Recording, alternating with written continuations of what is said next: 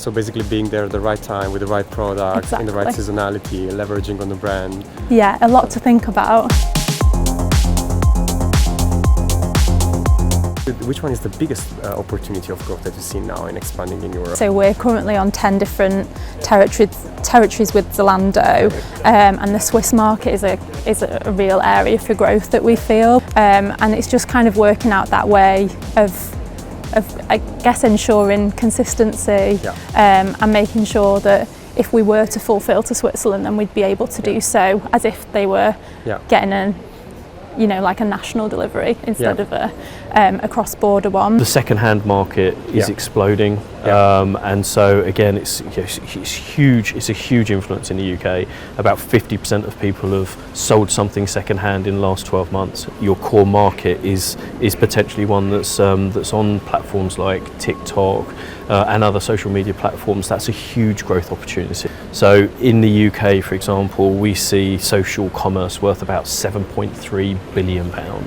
We expect it to more than double in the next 5 years, to grow from about 4.5% of online to about 10% of online. So that's a huge growth opportunity for retailers to face into.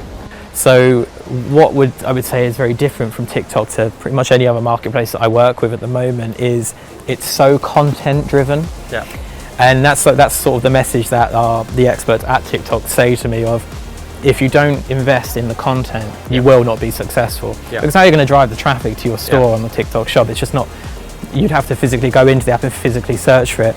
The year-over-year growth, annual growth for Central and Eastern Europe was at 14%, which is completely not the case in Western Europe. If you want to enter a market that's less saturated and that develops faster, that's the market to go to, and that's the moment to enter. If you want to time the market, that's it. Consumers in the CE region are very much into domestic websites. So it's like, yes, I'm gonna try this new brand, but if we're talking about my money should go to a platform I know my money's safe there, etc. So it's like, if you think about it, localization means not only the language, which is one of the requirements actually, but in my opinion, it means entering the market through the platforms and through the well-established partners that are already there, so that you are kind of more trustworthy because you are there.